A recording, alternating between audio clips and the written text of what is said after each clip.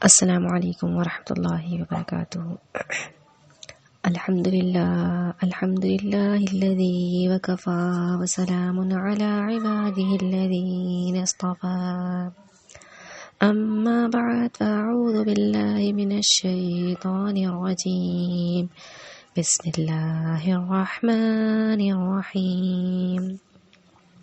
رب اشرح لي صدري ويسر لي أمري واحلل عقدة من لساني يفقهوا قولي، رب زدني علما وعملا، اللهم فقهنا في الدين، اللهم اجعل القرآن ربيع قلوبنا ونور صدورنا وجلاء حزوننا وذهاب همومنا۔ کیا حال ہے آپ سب کے؟ امید کرتی ہوں انشاءاللہ سبھی خیر عافیت سے ہوں گے۔ آج کی کلاس میں انشاءاللہ ہم سورۃ البقرہ کا آغاز کریں گے اور سورۃ البقرہ کی آیت نمبر 1 سے 5 تک کا سبق پڑھیں گے انشاءاللہ۔ سب سے پہلے ہم لفظی ترجمہ کر لیتے ہیں۔ سورۃ البقرہ مدنیہ، بسم اللہ الرحمن الرحیم۔ الف لام میم، الف لام میم، ذالک الکتاب، یہ کتاب ہے، لا نہیں، ریبہ کوئی شک، فیہ اس میں، ہدن ہدایت ہے، للمتقین ڈرنے والوں کے لیے، الذین وہ لوگ جو یؤمنون بالغیب ایمان لاتے ہیں غیب کے ساتھ، ویقیمون الصلاۃ اور وہ قائم کرتے ہیں نماز، ومما اور کچھ اس میں سے جو رزقناہم ہم نے ان کو دیا، ینفقون وہ خرچ کرتے ہیں، والذین اور وہ لوگ جو یؤمنون ایمان لاتے ہیں، بما اس پر جو انزل نازل کیا گیا، الیک آپ کی طرف، وما انزل اور جو نازل کیا گیا، من قبلک آپ سے پہلے، وبالآخرۃ اور آخرت کے ساتھ، ہم وہ یوقنون یقین رکھتے ہیں، اولئک یہی لوگ، علی ہدی ہدایت پر ہیں، من ربہم اپنے رب کی طرف سے، واولئک هم المفلحون اور یہی لوگ فلاح پانے والے ہیں۔ دوبارہ سے ایک دفعہ ترجمہ کرتے ہیں۔ الف لام میم، الف لام میم، ذالک الکتاب یہ کتاب ہے، لا ریب فیہ نہیں کوئی شک اس میں، ہدی للمتقین ہدایت ہے ڈرنے والوں کے لیے، الذین وہ لوگ جو یؤمنون بالغیب ایمان لاتے ہیں غیب کے ساتھ، ویقیمون الصلاۃ اور وہ قائم کرتے ہیں نماز، ومما اور کچھ اس میں سے جو رزقناہم ہم نے ان کو دیا، ینفقون وہ خرچ کرتے ہیں، والذین اور وہ لوگ جو یؤمنون ایمان لاتے ہیں، بما اس پر جو انزل نازل کیا گیا، الیک آپ کی طرف، وما انزل اور جو نازل کیا گیا، من قبلک آپ سے پہلے، وبالآخرۃ اور ساتھ آخرت کے، ہم وہ یوقنون یقین رکھتے ہیں، اولئک علی ہدی یہ لوگ ہدایت پر ہیں، من ربہم اپنے رب کی طرف سے، واولئک هم المفلحون اور یہی لوگ فلاح پانے والے ہیں۔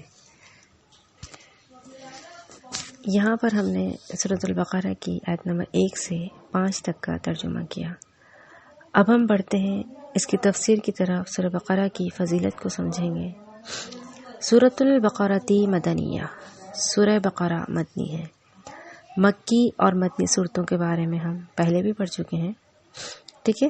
ہجرت مدینہ سے پہلے جو صورتیں نازل ہوئیں وہ مکی صورتیں، اور ہجرت مدینہ کے بعد جو صورتیں نازل ہوئیں وہ مدنی صورتیں کہلاتی ہیں۔ سورۃ البقرہ کا نام بقرہ کیوں رکھا گیا؟ چونکہ اس صورت میں آگے چل کر گائے کا ایک مشہور واقعہ ہم پڑھیں گے، اس وجہ سے اس صورت کو سورۃ البقرہ یعنی گائے کے واقعے والی صورت کہا جاتا ہے، ٹھیک ہے۔ سورۃ البقرہ کا نام بقرہ اس وجہ سے رکھا گیا کہ آگے چل کر سورۃ البقرہ میں گائے کا ایک مشہور واقعہ بیان ہوگا، تو اس وجہ سے اس کا نام گائے کے واقعے والی صورت اس کو کہا جاتا ہے۔ احادیث میں سورۃ البقرہ کی بہت زیادہ فضیلت آتی ہے۔ سورہ بقرہ کی فضیلتوں میں سے ایک فضیلت یہ بھی ہے کہ جس گھر میں یہ سورت پڑھی جاتی ہے اس گھر سے شیطان بھاگ جاتا ہے۔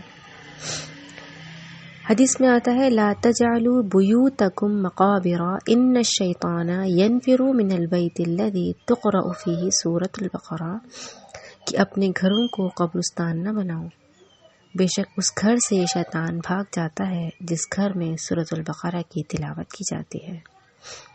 پتہ کیا چلا، جس گھر میں قرآن مجید نہیں پڑھا جاتا، سورۃ البقرہ نہیں پڑھی جاتی، وہ گھر قبرستان کی مانند ہے۔ آباد ہنستے بستے گھر وہی ہوں گے جہاں پر تلاوت قرآن مجید ہوگی۔ اور سورۃ البقرہ کی فضیلت میں سے فضیلت یہ ہے کہ اس گھر سے شیطان بھاگے گا، وہ گھر قبرستان نہ رہے گا جس گھر میں سورۃ البقرہ کی تلاوت کی جائے۔ صحیح بخاری میں ایک حدیث آتی ہے، حضرت اسید بن حضیر رضی اللہ تعالی عنہ نے ایک مرتبہ رات کو سورۃ البقرہ کی تلاوت کرنی شروع کی۔ ان کا گھوڑا جو ان کے پاس ہی بندھا ہوا تھا اس نے اچھلنا، کودنا اور بدکنا شروع کر دیا۔ آپ نے قرأت چھوڑی، گھوڑا پھر سیدھا ہو گیا۔ آپ نے پھر پڑھنا شروع کیا، گھوڑے نے پھر بدکنا شروع کر دیا۔ آپ نے پھر پڑھنا موقوف کیا، گھوڑا پھر ٹھیک ٹھاک ہو گیا۔ تیسری مرتبہ بھی یہی ہوا۔ چونکہ ان کے صاحبزادے یحییٰ گھوڑے کے پاس ہی لیٹے ہوئے تھے، اس لیے انہیں ڈر معلوم ہوا کہ کہیں بچے کو چوٹ نہ آ جائے۔ قرآن کا پڑھنا بند کر کے اسے اٹھا دیا۔ آسمان کی طرف دیکھا کہ جانور کے بدکنے کی کیا وجہ ہے۔ صبح نبی کریم صلی اللہ علیہ وآلہ وسلم کی خدمت میں آ کر پورا واقعہ بیان کرنے لگے۔ آپ سنتے جاتے اور فرماتے جاتے، پھر اسید پڑھتے چلے جاؤ۔ حضرت اسید نے کہا حضور تیسری مرتبہ کے بعد تو یحییٰ کی وجہ سے میں نے پڑھنا بالکل بند کر دیا تھا، اب جو نگاہ اٹھی تو دیکھتا ہوں ایک نورانی چیز سایہ دار ابر کی طرح ہے اور اس میں چراغوں کی طرح کی روشنی ہے۔ بس میرے دیکھتے ہی دیکھتے وہ اوپر کو اٹھ گئی۔ آپ صلی اللہ علیہ وسلم نے فرمایا جانتے ہو یہ کیا چیز تھی؟ یہ فرشتے جو تمہاری آواز کو سن کر قریب آ گئے تھے، اگر تم پڑھنا موقوف نہ کرتے تو وہ صبح تک یوں ہی رہتے اور ہر شخص انہیں دیکھ لیتا، کسی سے نہ چھپتے۔ سبحان اللہ، کیا فضیلت بتائی گئی کہ جس گھر میں سورہ بقرہ کی تلاوت کی جاتی ہے، فرشتے سننے کے لیے آ گئے۔ اسید بن حضیر سورہ بقرہ کی تلاوت کر رہے ہیں، تو جو ابر سا انہیں نورانی چیز سایہ دار ابر کی طرح معلوم ہوئی، وہ فرشتے تھے جو ان کی صورت کو سننے کے لیے آئے تھے۔ کیا فضیلت ہے سورہ بقرہ کی۔ سورۃ البقرہ کی احادیث میں بہت زیادہ فضیلت آتی ہے۔ پچھلی کلاس میں بھی ہم نے جہاں سورہ فاتحہ کی فضیلت پڑھی تھی، وہاں ایک حدیث پڑھی تھی جس میں سورہ بقرہ کی آخری جو رکوع ہے، آخری جو آیات ہیں، ان کی فضیلت کو ہم نے پڑھا تھا۔ تو ہمیں بہت سی احادیث ایسے ملیں گی جن میں سورہ بقرہ کی اہمیت پائی جاتی ہے۔ اب ہم نے کیا کرنا ہے، سورہ بقرہ کی تلاوت کرنی ہے تاکہ ہمارے گھروں میں بھی جو ہے وہ رحمتیں اور برکتیں اتریں، ہمارے گھر قبرستانوں کی مانند نہ ہو، ہمارے گھروں سے بھی شیطان بھاگ جائے۔ آج ہمارے گھروں میں شیطان نے ڈیرا ڈالا ہوا ہے، وجہ کیا ہے کہ ہم قرآن سے دور ہو گئے۔ تو ہم نے انشاءاللہ سورہ بقرہ کی اب تلاوت شروع کرنی ہے۔ آگے بڑھتے ہیں۔ الف لام میم، الف لام میم، الف لام میم کیا ہے؟ یہ حروف مقطعات ہے۔ حروف مقطعات یعنی علیحدہ علیحدہ پڑھے جانے والے حروف۔ اب یہ جو حروف مقطعات ہوتے ہیں، ان کے اصل معنی اور مطلب کیا ہیں؟ کسی بھی صحیح اور مستند روایت میں ان کے معنی ہمیں نہیں ملتے۔ واللہ اعلم بمرادہ، اللہ بہتر جانتے ہیں کہ حروف مقطعات کے کیا معنی ہیں۔ نبی کریم صلی اللہ علیہ وسلم نے یہ فرمایا، میں یہ نہیں کہتا الف لام میم ایک حرف ہے، بلکہ الف ایک حرف، لام ایک حرف اور میم ایک حرف ہے، اور ہر حرف پر ایک نیکی اور ایک نیکی کا اجر 10 گنا ہے۔ تو ہمیں کیا سمجھنا ہے حروف مقطعات کے بارے میں؟ جب ہم نے الف لام میم پڑھا تو ہمیں 30 نیکیاں مل گئیں۔ یہ حروف مقطعات ہے، اور مقطعات کہتے ہیں علیحدہ علیحدہ پڑھے جانے والے حروف کو، لیکن ان کے اصل معنی کیا ہیں وہ ہمیں تفسیر میں نہیں ملتے، اللہ ہی بہتر جانتے ہیں ان کے معنی کیا ہیں۔ آگے بڑھتے ہیں۔ ذالک الکتاب لا ریب فیہ ھدی للمتقین، یہ کتاب ہے، اس کتاب میں کوئی شک نہیں ہے۔ کون سی کتاب؟ یعنی کتاب قرآن مجید۔ یہ جو قرآن مجید ہے یہ بالکل شک اور شبہ سے پاک کتاب ہے۔ اس کتاب میں کیا ہے؟ ھدی للمتقین، ہدایت ہے متقین کے لیے۔ ویسے تو یہ کتاب جو اللہ کی کتاب ہے یہ تمام انسانوں کی ہدایت اور رہنمائی کے لیے نازل ہوئی، لیکن اس سے فیضیاب اور اس سے سیراب وہی لوگ ہوں گے جن کے دلوں میں اللہ کا خوف ہوگا، جو اس بات کو جانتے ہوں گے کہ یہ زندگی عارضی زندگی ہے اور ہمیں اللہ کے پاس بھی جانا ہے، جس کے دل میں اس بات کا خوف ہوگا کہ مرنے کے بعد اللہ کی بارگاہ میں کھڑے ہو کر جواب دہی ہونی ہے، اور اس کی فکر ہوگی، تو وہی شخص اس سے ہدایت حاصل کرنا چاہیں گے اور گمراہی سے بچنے کا جذبہ بھی اسی میں ہوگا۔ فرمایا ھدی للمتقین، ہدایت ہے متقین کے لیے۔ اب متقین کون ہیں؟ متقی تو وہ ہیں جو ایمان لا کر شرک سے دور رہتے ہیں، اللہ تعالیٰ کے احکامات کو بجلاتے ہیں، اللہ کے عذابات سے ڈرتے ہیں، ہدایت کی طرف گامزن ہونے کی کوشش کرتے ہیں،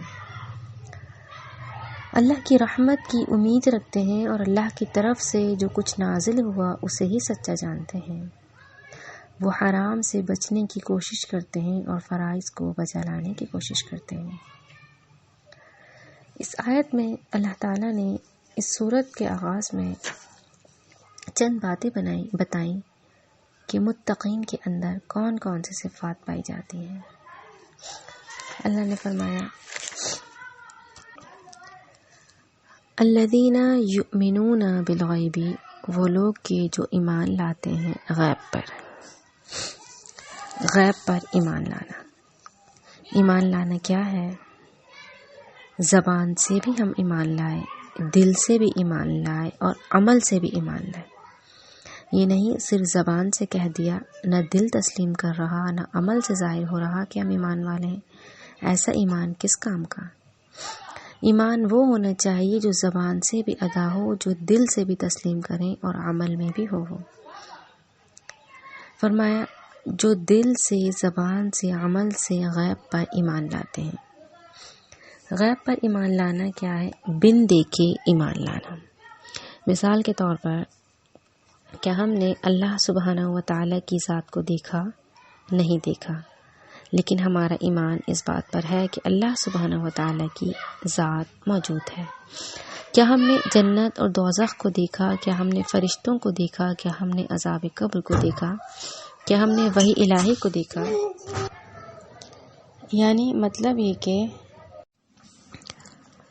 جو ایک متقی ہوتا ہے، اللہ سے ڈرنے والا ہوتا ہے، وہ بن دیکھے ان تمام چیزوں کے اوپر ایمان لے کر آتا ہے۔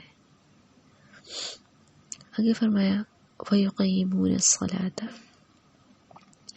جو پرہیزگار لوگ ہوتے ہیں ان میں ایک صفت اور پائی جاتی ہے۔ وہ صفت کیا ہے؟ وَيُقِيمُونَ الصَّلَاةَ، اور وہ نماز کو قائم کرتے ہیں۔ قرآن مجید میں متعدد مقامات پر اللہ سبحانہ و تعالی نے نماز کے قائم کرنے کا حکم دیا۔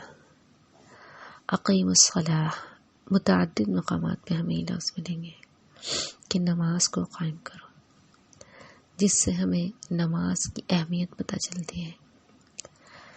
اللہ سبحانہ و تعالی نے انسان کو پیدا کیا اور اس کے ذمے کچھ عبادات بھی لگائی کہ اسے وہ عبادت کرنی ہے ایمان لانے کے بعد۔ ان عبادتوں میں سب سے زیادہ اہمیت کی حامل جو عبادت قرار پائی، جس کو بہت زیادہ اہمیت حاصل ہے، وہ ہے نماز کا اس کے وقت پر ادا کرنا۔ نماز تو ایک ایسی چیز ہے، خواہ امیر ہو یا غریب، مسافر ہو یا مقیم، تندرست ہو یا بیمار، مرد ہو یا عورت، جوان ہو یا بوڑھا، امن ہو یا جنگ، ہر حالت میں ہر مسلمان پر نماز فرض ہے۔ حکم آتا ہے کھڑے ہو کر نہیں پڑھ سکتے، بیٹھ کر پڑھ لو۔ رکوع سجدہ نہیں کر سکتے، کوئی بیماری ہے، کوئی مسئلہ ہے تو اشارے سے پڑھ لو۔ وضو اور غسل نہیں کر سکتے تو تیمم کر کے پڑھ لو، لیکن نماز کا پڑھنا ہر حال میں ضروری۔ جب تک زندگی کا رشتہ باقی ہے، حواس قائم ہے، نماز چھوڑنے کی قرآن و حدیث میں ہمیں اجازت نہیں ملتی۔ قرآن اور حدیث میں نماز کو قائم کرنے کا بہت حکم ملتا ہے اور اس کی بہت زیادہ فضیلت آتی ہے۔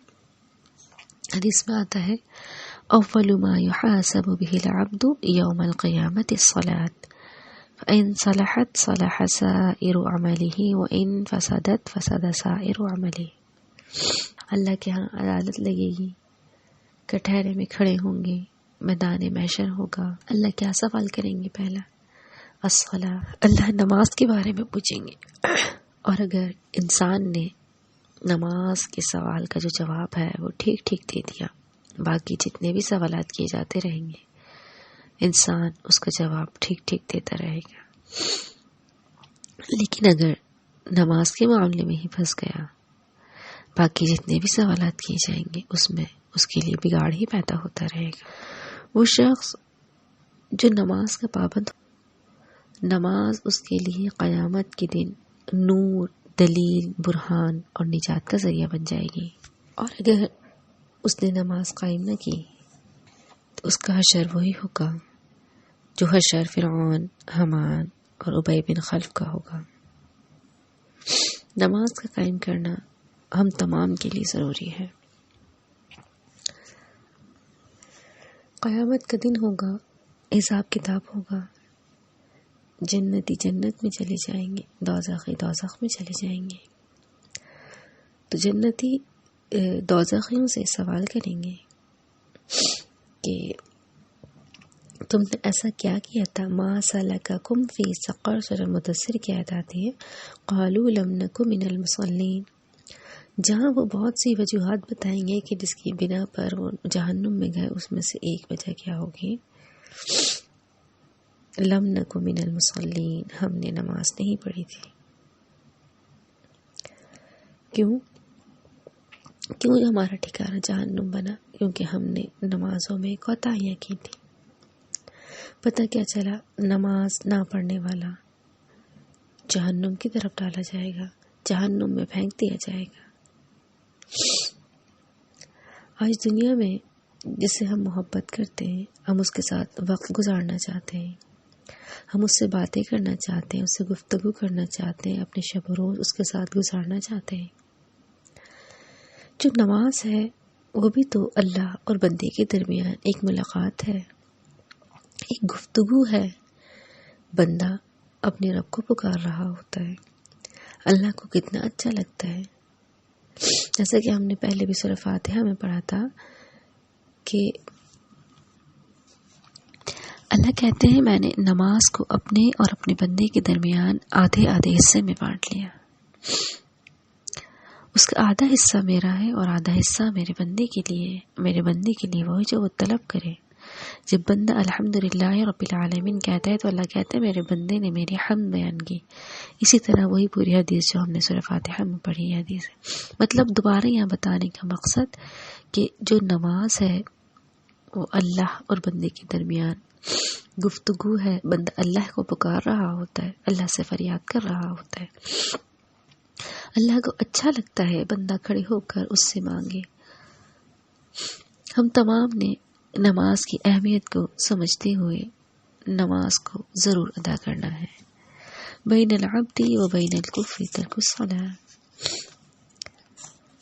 مسلمان بندے اور کافر بندے کے درمیان فرق کرنے والی چیز کیا ہے؟ نماز ہے۔ نماز کا پڑھنا ہر مسلمان کے لیے ضروری ہے۔ اگر ہم اپنے ارد گرد نظر دوڑائیں تو ہر بندہ ہی مختلف قسم کی پریشانیوں میں گھرا ہوا ہے۔ اللہ کے نبی صلی اللہ علیہ وآلہ وسلم پر جب پریشانیاں اور مصیبتیں آتی تھیں، آپ کس چیز سے مدد مانگا کرتے تھے؟ حکم آتا ہے وَاسْتَعِینُوا بِالصَّبْرِ وَالصَّلَاةِ کہ صبر نماز کے ساتھ مدد طلب کرو. یعنی جب کوئی مشکل آئے، جب کوئی پریشانی آئے تو کس کو پکارنا ہے؟ اللہ رب العالمین کو پکارنا ہے. اللہ کے نبی کو جب کوئی پریشانی پہنچتی آپ نماز پڑھا کرتے تھے، آپ صبر کیا کرتے تھے. مشکلات اور پریشانیوں میں ان دو چیزوں کو ہم نے تھام لینا ہے. باقی انبیاء کرام پر بھی جب کبھی کوئی پریشانی اور مصیبت آتی تو وہ کس کو پکارا کرتے؟ اللہ رب العالمین ہی کو پکارا کرتے تھے. اگر ہم تاریخ کا مطالعہ کریں تو ہمیں بہت سے واقعات ایسے ملیں گے کہ جب بھی کسی کو مصیبت اور پریشانی پہنچی تو انہوں نے کس کو پکارا؟ انبیاء کرام نے بھی اللہ ہی کو پکارا. صالحین خلفاء راشدین نے بھی اللہ ہی کو پکارا. اور جب اللہ کو پکارا جاتا ہے، نماز پڑھی جاتی ہے صبر کے ساتھ، اللہ ان مسائل کا حل نکال دیتے ہیں. فرمایا کہ نماز کو قائم کرو. ہم کیا کرتے ہیں؟ ہم دن بھر گناہوں میں اپنی زندگیوں کو گزار رہے ہوتے ہیں. صغیرہ گناہ بھی کر رہے ہیں، کبیرہ گناہ بھی کر رہے ہیں، پر ہمیں اس بات کی توفیق نہیں ہوتی کہ ہم کھڑے ہو کر اللہ کو یاد کر لیں. نماز کیا ہے؟ ان الحسنات یذہبن السیئات، بے شک نیکیاں برائیوں کو دور کر دیتی ہیں. جو دن بھر صغیرہ گناہ کرتے ہیں، نماز پڑھیں گے، اللہ اس کی برکت سے ہمارے گناہوں کو معاف کر دیں گے. جو صغیرہ کبیرہ چھوٹے موٹے گناہ ہم کرتے رہتے ہیں. غرض یہ کہ نماز پڑھنے کی وجہ سے اللہ ہمارے صغیرہ گناہوں کو معاف کر دیتے ہیں. جو چھوٹے چھوٹے گناہ ہم کرتے رہتے ہیں، نماز کی برکت سے اللہ ان کو معاف فرما دیتے ہیں. نبی کریم صلی اللہ علیہ وآلہ وسلم نے ایک مرتبہ صحابہ کرام سے پوچھا، بتاؤ تم میں سے کسی کے دروازے پر بڑی نہر ہو، وہ روزانہ اس میں 5 مرتبہ نہاتا ہو، تو کیا اس کے بعد اس کے جسم پر کوئی میل کچیل باقی رہے گا؟ صحابہ نے عرض کیا نہیں. آپ صلی اللہ علیہ وسلم نے فرمایا اسی طرح 5 نمازیں ہیں کہ اللہ ان کے ذریعے سے گناہوں اور خطاؤں کو مٹا دیتا ہے. سبحان اللہ، کیا فضیلت والی نماز ہے. ہم تمام نے یہ آیت پڑھ لینے کے بعد کہ نماز کو قائم کرتے ہیں، اپنے اندر متقین لوگوں کی صفت کو پیدا کرتے ہوئے نماز کو ضرور قائم کرنا ہے. جب ہم نماز کو ادا کریں تو ہمیں اس بات کا بھی خیال رکھنا ہے کہ نماز اس طریقے کے مطابق ہو جو طریقہ میرے اور آپ کے پیارے نبی حضرت محمد مصطفیٰ صلی اللہ علیہ وآلہ وسلم نے فرمایا صلو کما رأیتمونی اصلی، نماز اس طرح پڑھو جس طرح تم نے مجھے نماز پڑھتے دیکھا. جب ہم نماز پڑھیں خشوع اور خضوع، عاجزی اور انکساری کے ساتھ پڑھیں. نماز کو اس کے اول وقت میں ادا کریں. نماز کے لیے طہارت کا ہونا بھی ضروری ہے. غرض یہ کہ وضو کا بھی جو ہے مکمل ہونا ضروری ہے. ہم کیا کرتے ہیں؟ جلدی جلدی وضو کیا، بہت سے اعضاء ہمارے خشک رہ جاتے ہیں جو وضو کے اعضاء ہوتے ہیں. جب وضو کریں تو بہت احتیاط کے ساتھ، اس خیال کے ساتھ کہ جو وضو کے اعضاء ہیں ان میں سے کوئی بھی گیلے ہوئے بغیر نہ رہے، بالکل اطمینان اور سکون کے ساتھ ہم نے وضو کرنا ہے. اور پھر اپنی طہارت کا بھی خیال رکھنا ہے. طہارت یعنی پاکیزگی، ناپاکی میں ہمیں نماز نہیں پڑھنی. اچھے صاف ستھرے لباس میں ہم نے نماز پڑھنی ہے، کیونکہ بندہ اللہ سے ملنے جا رہا ہوتا ہے. جب نماز پڑھ رہے ہوتے ہیں اللہ سے ملاقات کر رہے ہوتے ہیں. پاک صاف ہو کر نماز پڑھنی ہے. طہارت کا خیال رکھنا ہے، پاکیزگی کا خیال رکھنا ہے. ایک مقام پہ آتا ہے فویل للمصلین الذین هم عن صلاتهم ساہون، ان لوگوں کے لیے ویل نامی جہنم میں ایک جگہ ہے، ان کے لیے ہے، کن کے لیے؟ جو اپنی نمازوں میں سستی برتتے ہیں۔ اب دیکھیے، ہم نے نماز پڑھنی بھی ہے اور اس کی جو شرائط ہیں، جو ضروری باتیں ہیں، ان کو بھی فالو کرنا ہے۔ نماز میں سستی ہم ہر کوئی برت رہے ہوتے ہیں، ہم نہیں خیال رکھتے نماز کا وقت ہو گیا، اٹھ کر پہلے نماز پڑھ لیں۔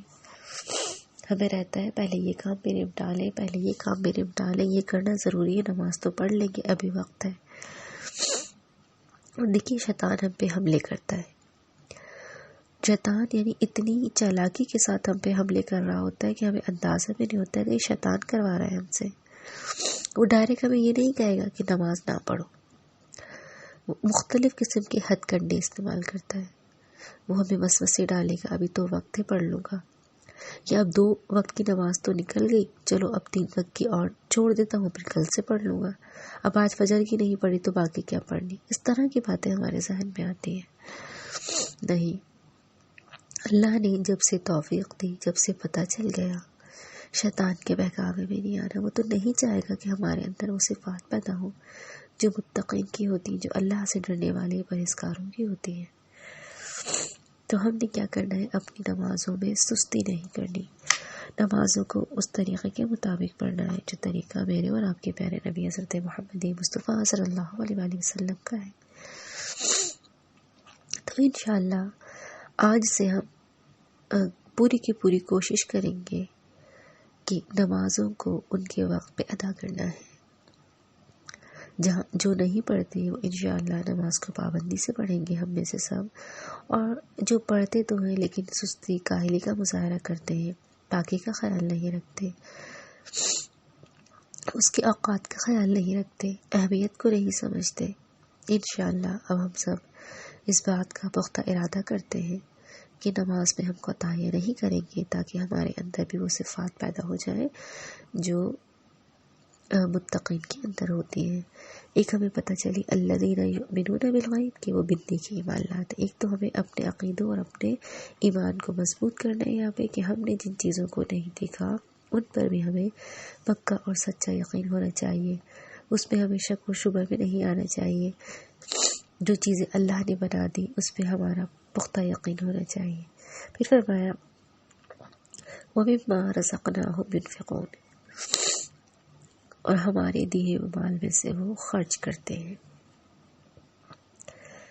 متقی لوگوں کی ایک صفت اور کیا بتائی گئی؟ اللہ نے جو مال عطا کیا ہے حسب اطاعت صدقہ و خیرات بھی کرتے ہیں، زکوٰۃ بھی ادا کرتے ہیں، جو پریشان حال ہیں اپنے مالوں میں سے ان کے لیے مدد کرتے ہیں۔ بعض مفسرین یہ کہتے ہیں کہ جو اہل و عیال پہ خرچ کیا جاتا ہے، ماں باپ باقی گھر والوں پر، یہ بھی بہت اجر کا باعث ہے اور اس میں داخل ہے، یعنی جو شخص اچھے طریقے سے اپنے اہل و عیال پہ خرچ کرتا ہے، اپنے ماں باپ پہ خرچ کرتا ہے، تو وہ بھی اس کے اندر بھی یعنی اس کو بھی متقی کہا جائے گا، اس میں بھی صفت پائی جاتی ہے۔ تو اپنے مالوں میں سے اللہ کی راہ میں خرچ کرنا۔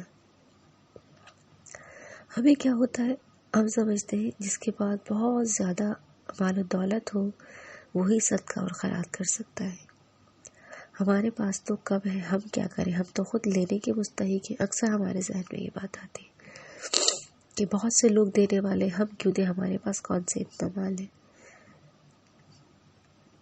دینے والا ہاتھ لینے والے ہاتھ سے بہتر ہوتا ہے۔ ہمیشہ کوشش کریں، بہت زیادہ نہیں ہے، تھوڑا اللہ نے دیا ہے، آپ تھوڑا اللہ کی راہ میں دے دیں، اللہ اس کی برکت سے آپ کو نواز دے گا۔